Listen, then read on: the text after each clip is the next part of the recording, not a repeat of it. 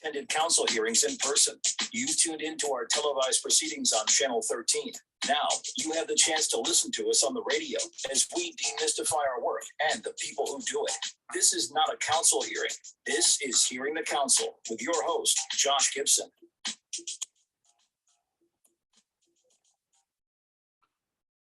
Thank you. Deep voice person with a funky backbeat. Indeed, this is not a council hearing. This is Hearing the Council. You can't have a government without a council, so you can't have a government radio station without a council show. This is it. I'm Josh Gibson, Director of Communications for the Council. You may also know me as @Council of DC, the Council's handle on Twitter. And today we are joined by a brand new council member, Ward 3's Matthew Frumin. Thank you so much for making time in your busy couple first weeks, council member. Really delighted to be here, Josh. Thank you.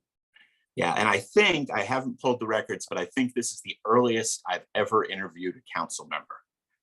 Well, I'm really trying to get out of the box fast, so thank you. Hey, I'm happy to help. So listeners might not realize this, but back on Christmas Eve, I tested positive for COVID. And thankfully, no, I'm sorry. No, my symptoms were mild and I recovered quickly. But when it happened, I was thinking, oh, geez, I hope I don't miss the swearing in of the mayor and the council members.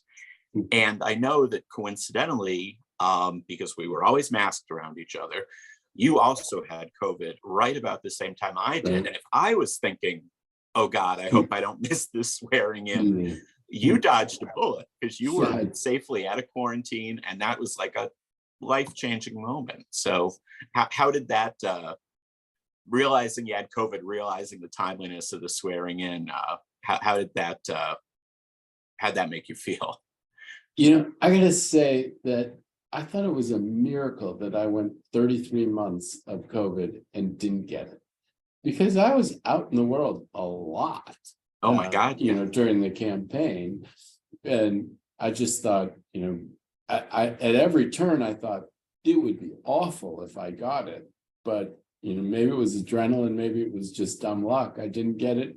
And I was incredibly healthy for 33 months. And then boom, I got it. Now my symptoms were not that bad. I was genuinely sick for about a day, cold, fever, not terrible, but you know, in bed. And then I was, you know, had the sniffles, but essentially fine. And I was, you know, crossing my fingers that it wouldn't be an issue for the swearing in, because you may recall Nyasha would say over and over again, like, everybody needs to be sworn in by this amount of time. So you got to be there. You got to be there on time. And I don't want to know what we would do if we had a problem with that. So I had my fingers pretty tightly crossed that I would be okay, and I was. And so it was great. Yeah, because, you know, 2 years ago, the swearing in of the new members, we did an abbreviated one on the steps of the Wilson building. So they missed out on the convention center. They missed out on the crowd, but they did at least get us swearing in. But you know, you would have been, if you hadn't been able to come around in time, the first one ever to have to miss their own swearing in or get sworn in via Zoom, or, you know, but thankfully that didn't come to pass. That's one we avoided. Yes. And what was your, I mean, you've had, I guess, a week to look back on it now. How that, the pomp and circumstance of that day, you know, did it really sink in on election day? Did it really sink in on primary day? Did it really sink in on swearing in day? Yeah, it started sinking in more on swearing in day. And it has sunk in more getting settled in the role and being out there talking with different people and feeling like, wow, this is my job. After the primary, everybody said, you know, of course you're going to be the next council member, but I actually didn't allow myself to believe that. I felt like I needed to campaign hard and earn the votes of Ward 3 voters in the general election. So I left it all on the field in the general election too. And I didn't have it in my mind, oh, I'm doing this, but it doesn't matter. I had it in my mind, this is what you do. And so I wasn't starting to think of myself as a council member then. Then after the general election and starting to do the transition, one of the big things I had to do was extricate myself from everything else I do.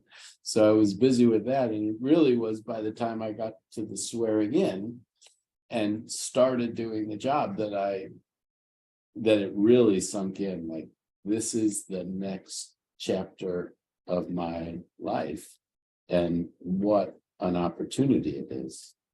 And I will say, I mean, I have been saying to others, the idea that I will finish my professional career doing this job for however long I do it, this is the last job I'm going to do, I expect. And what a blessing and an opportunity to be able to do this. I pinch myself at my good fortune and really feel a sense of responsibility to do as good of a job as I can. I mean, there's got to be a bit of when folks come up to you and say council member, or, you know, or you walk behind the dais where you're talking to me, or, it always on a new job, there's a bit of feeling like it's a bit of make-believe, like you're playing grown up, because it's all brand new. And you're there's always a little bit of bluff in a new job, and until you fit in and know where the bathrooms and the copiers are, but really with being a council member in particular, there's got to be is this real? Are they talking to me? I mean, it's so funny that you say that. Just last night I said to my wife that, I walk around the building and people are coming in or coming out and people see me and they say, and I guess it's part of the protocol of how, people behave, that they say, hey, council member, and they call me council member, and all good wishes, right? Like all people saying, congratulations, council member, welcome, council member. I was saying she might need to start calling me council member. My wife. Good luck with that. Yeah, that's unlikely. Yes. And I should know this, and I don't. Do you, in your non-council member life, go by Matt or Matthew? It'll seem bizarre, but it actually has been a thing about which I've gone back and forth. After the OJ trial, so my name, I went by Matt Frumin, and people would turn it into Mike and Freeman and Froman and all different kinds of things. And then after the OJ trial, like turning on a dime, it always went to Mark Frumin. Oh, geez. Matt Frumin to Mark Frumin. Hotel operators, airline people, like it was everywhere. It was amazing the impact that had on people's consciousness. So I thought, I can't have this. So I made an effort to go by Matthew. And when I started to try to go by Matthew, it occurred to me that my mother always called me Matthew. And so, but then during the camp, but people have always called me Matt. And I guess I gave up on the day-to-day being called Matthew and going and go by Matt at this point. And my fingers are crossed that it won't turn into Mark, that there's enough time that it won't turn into Mark Frumin. Right. Or as one of the Ward 3 businesses helpfully pointed out during the campaign, it could turn into Abe Frobin, the sausage king of Chicago from Ferris Bueller's Day Off. Right. I thought that was a clever reference. Obscure. The cracked eggery that you're talking about. Yeah, cracked eggery, exactly. And they even did posters. They even did posters, which was impressive. Yeah. So let's, and one more name question I have that's, again, an obscure question from my deep dive on your bio. One of your daughter's names is Jofi, and I don't think I've heard that before. Well, it's actually, that's my son. Oh, I'm sorry. But so Jofi was born Joseph, and his older sister called him Jophus. And Jofus turned into Jofi. And then we all stuck with Jofi. And he still goes by Jofi, although I don't know, in his professional life, he might start going by Joseph. But that's a sibling mangling of a name turning into an affectionate name. Gotcha. That is a cool name. It's great.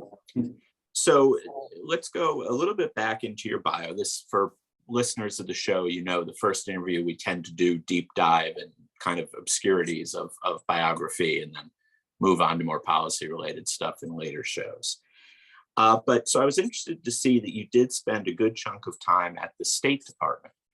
And in my just personal experience, a lot of folks are either local government oriented and have no clue what's going on in the world, or they know who the city council, they can name the members of the city council of Tashkent, but they couldn't for $1 million tell you who their ANC commissioner was. So to see someone transition from the international world to the local world, I think is kind of interesting and distinctive. So talk to me about your time at the State Department first. So, well, by the time the State Department grew out of my activism on international and national political things. So I had been, as a young lawyer, I got involved in pro bono projects working on elections around the world. And so I was an election observer in Nicaragua and Mongolia, in the Kurdish-controlled regions of northern Iraq, over time in Morocco and Egypt, and all around the world, sometimes as a pro bono lawyer working with an organization, the International Human Rights Law Group or the National Democratic Institute, and for a period working at the National Democratic Institute for International Affairs. And I had also been very, very involved in national political things. There was a thing called the Saxophone Club that was created when Bill Clinton first ran. You might remember he went on the Arsenio Hall show and played his saxophone. Right. Or you may be too young to remember that, but he did. And I absolutely do. There was a group of young professionals that created a fundraising vehicle for Clinton and then for the DNC, and I was very active in that. And then I was always active in national political things, and that was the case for a number of years. And then when in 1998, I had the opportunity, because of all of that work that I'd done, both substantive work in the human rights and elections area and then political work, I had the opportunity to be appointed to a position in the State Department, which was really an eye-opening experience to me. It was very exciting to work on all of the issues that I worked on, but I've often joked that if you had asked me to describe how decisions were made in the State Department before I went there, I wouldn't have hit the bullseye on the target. I might not have hit the target. I might not have hit the wall that the target was on. And that's sobering, because mastering processes and mastering the processes here is going to be a challenge, but it's not my first rodeo for that.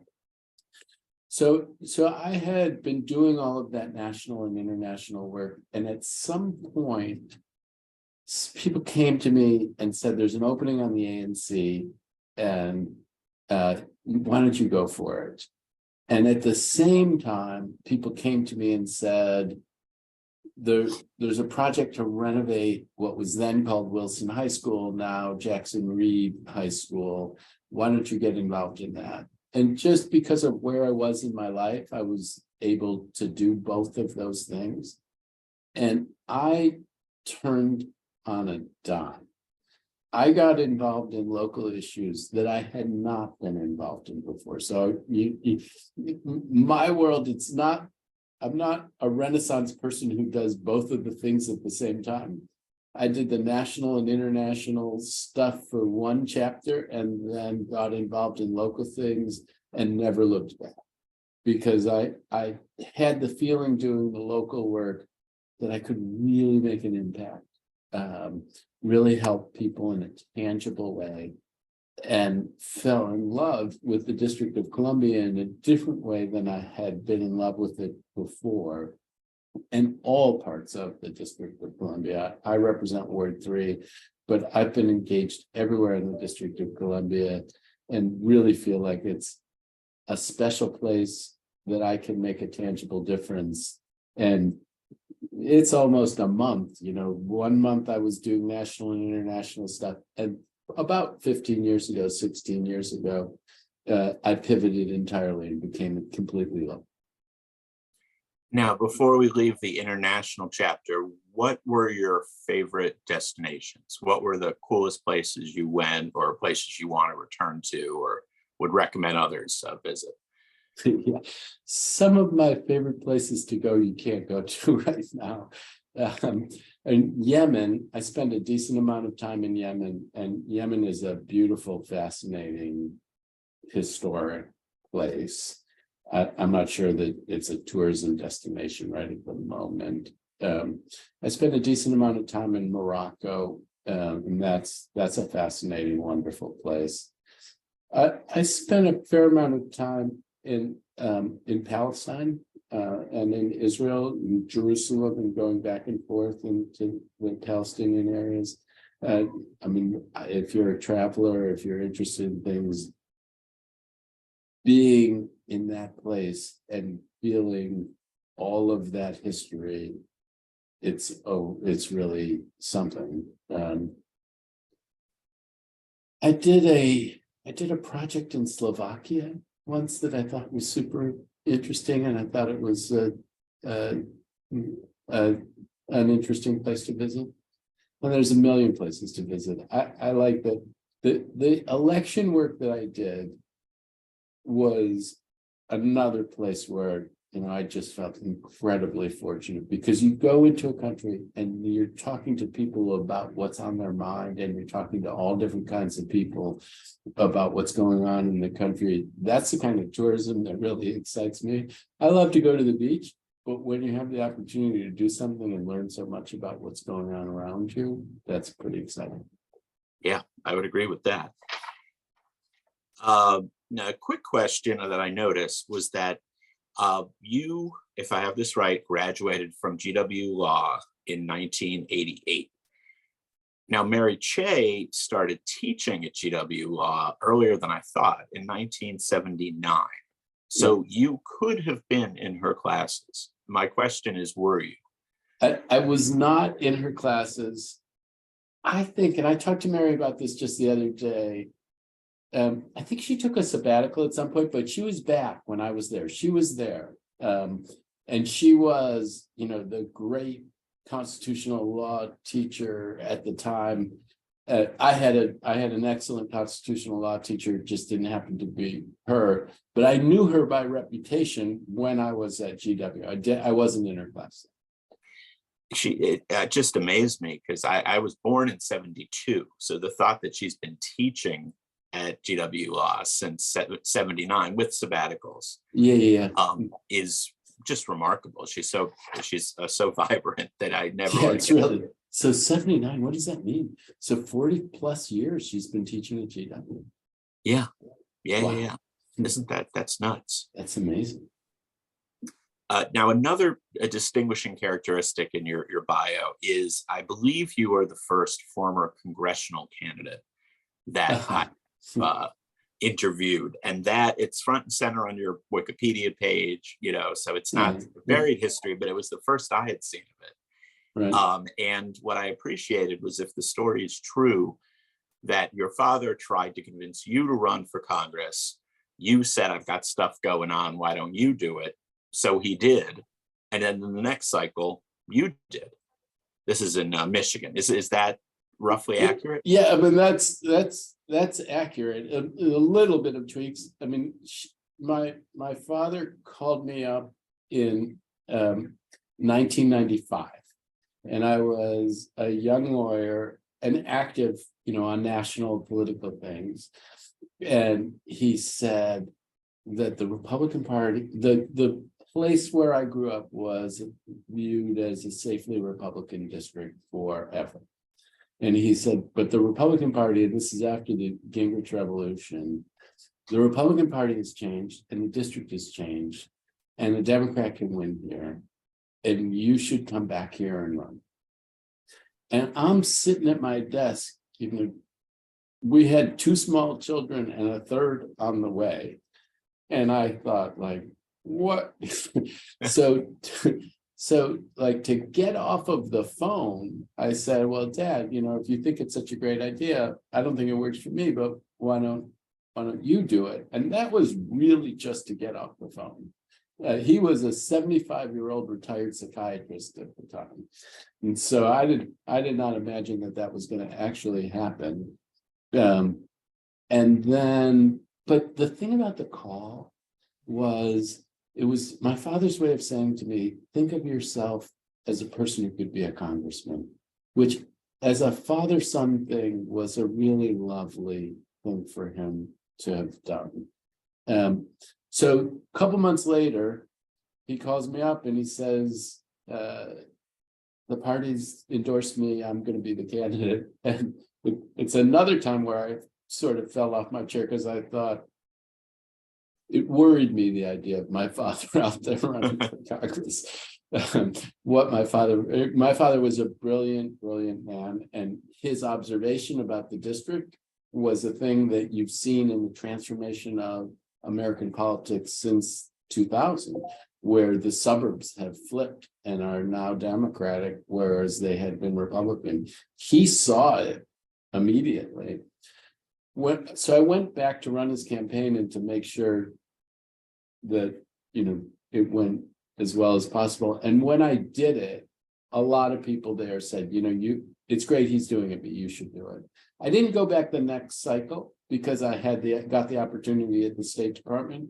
But by 2000, I thought, if I'm ever going to do it, I need to do it. And so I went back and did it. And I did the best of any Democrat since 1960.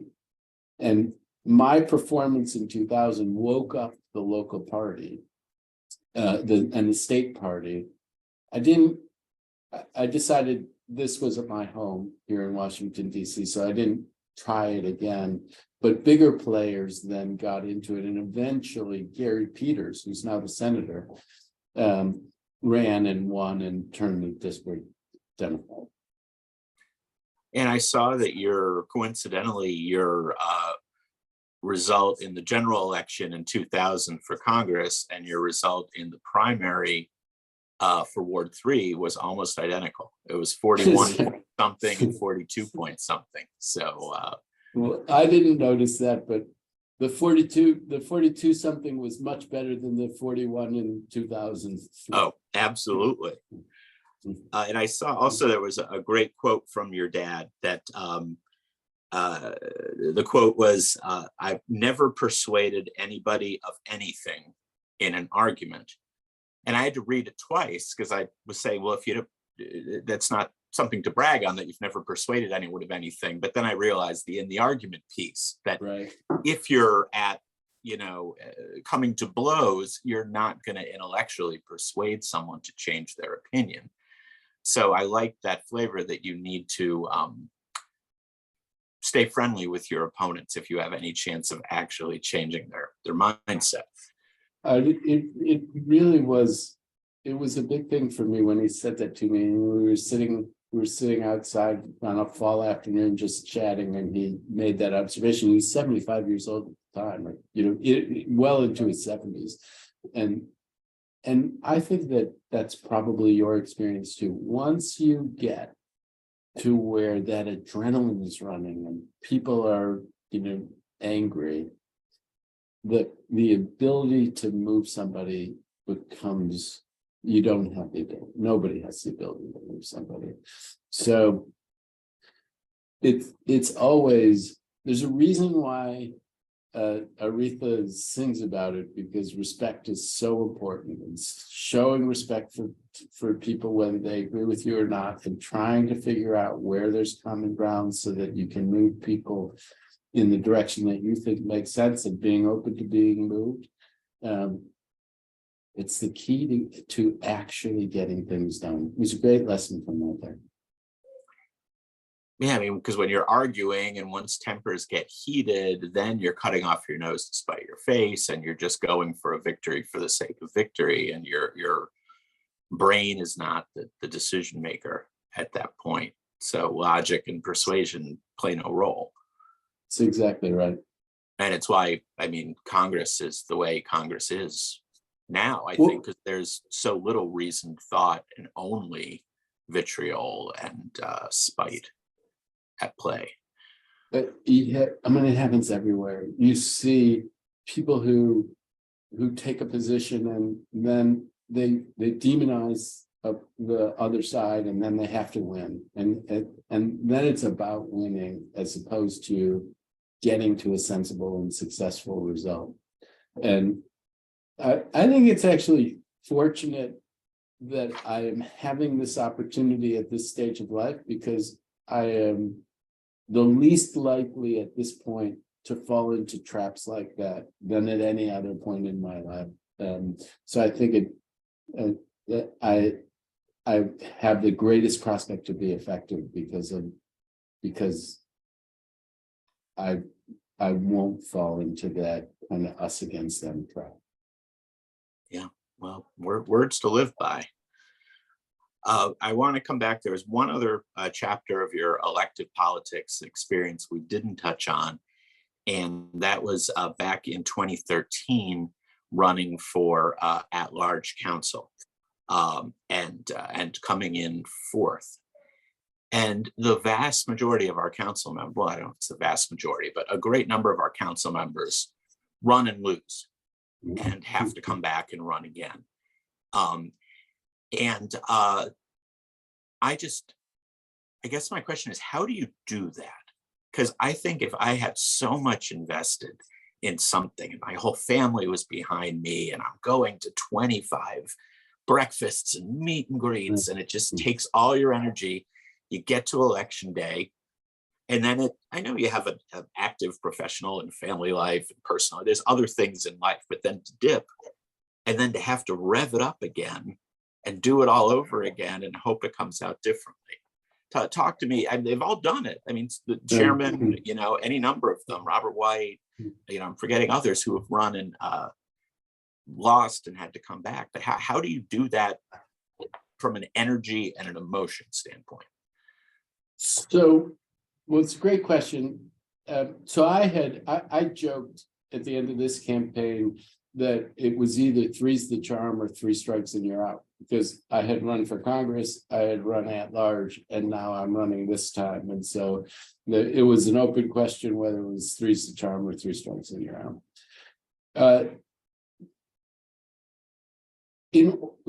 I love it. I loved campaigning all three times. And I'm not going to kid you, the letdown after you don't win is significant. Like, you go from being fully engaged and touching lots of people and all kinds of energy to not.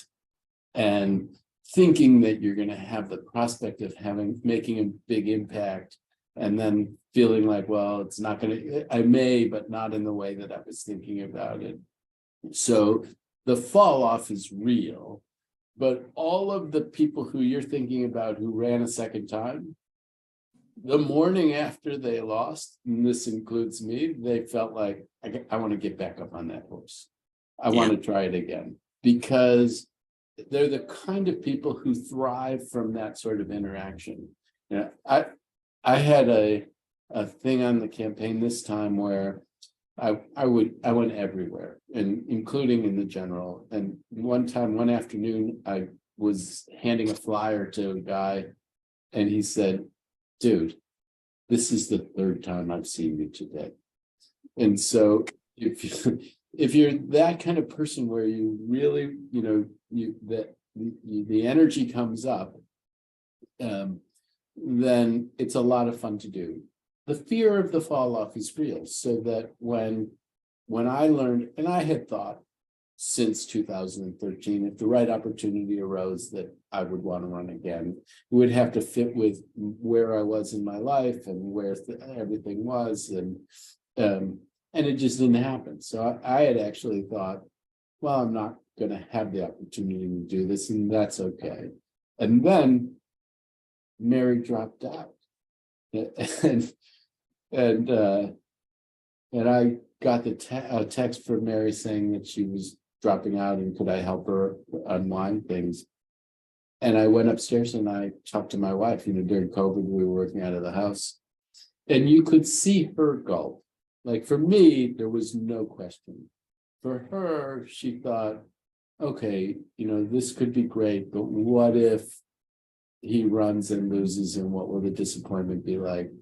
She experienced that on my behalf. I didn't really experience that, and happily it turned out to be three's the charm. But I mean, I would think that most of the people who run and don't make it the first time come out of it thinking, if I get another chance, I'm going to want to do this again, even though they lost. Yeah, the funny quote, that this was from a City Paper article from 2013. It said, Frumin bristles at the suggestion that he ran at large in 2013 to set up a challenge to Mary Che in 2014. And I'm like, the joke's on them, because you were setting yourself for not the next year, for a decade later. I know you weren't doing it on purpose, but it just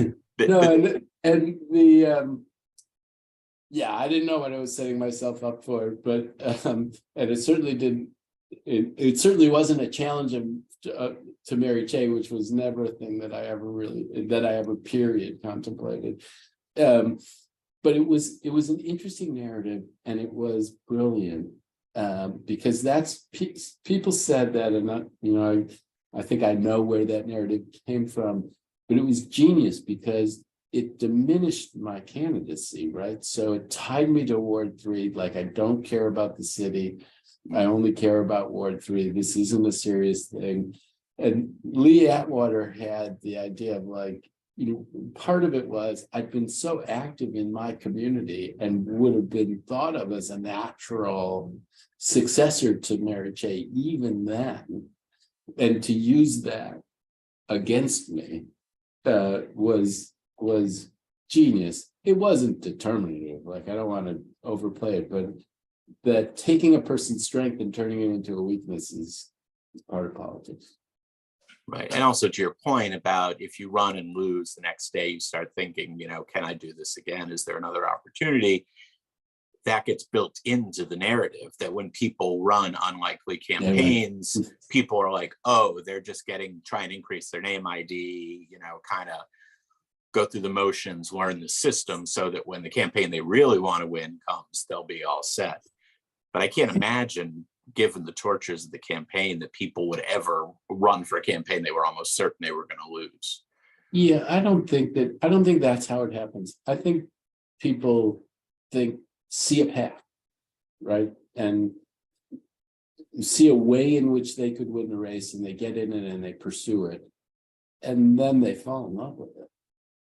And even though that path that time didn't work, that the path they thought they saw, it happens in football. A running back sees an opening and goes for it, and then the opening closes somehow. That doesn't mean they don't want to run again. They want to get that football again and run again. And so I don't think it's, oh, I'm going to do this, and then 4 years, 6 years, 2 years, I'm going to run again. It's that they do it, and then they think, wow, if I ever had the chance to do that again and I've learned so much, and that I'm going to want to do it if an opportunity came up. I'm going to ask you one more question. I'm going to ask you one policy question. And then we have a sort of humorous closeout round. Okay. But the policy question is, some would argue that your experience or the experience of the Ward 3 primary had a bit of a ranked choice voting analog flavor to it. Where do you come down on ranked choice voting if it were to come back before the council? Yeah, I like the idea of ranked choice voting. I think the way the elections, and I worked on elections all around the world and seeing different permutations of different kinds of systems. I actually think that the argument for ranked choice voting is only getting stronger. And the reason is with our fair election system and the relatively low thresholds to qualify as a candidate and to have enough money to run as a very serious candidate. So fair elections in a ward election, I think you get like, if you have 200 donors from the district and you qualified and say they're $50 donors and that's $10,000, and then you get the $50,000 in matching, now that's $60,000, and then you get the 40,000 as your base payments, you got $100,000, 200 contributors, and you have $100,000 to spend on a campaign.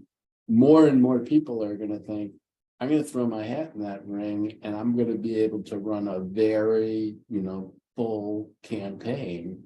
So then you have lots of candidates on the ballot. And a challenge for people in the Ward 3 election was we had 9 candidates. I obviously think that I was the best choice to be the Ward 3 council member. There were 8 other great choices. The people who were in that race, each one of them had something really special that they brought, a lot of talented people.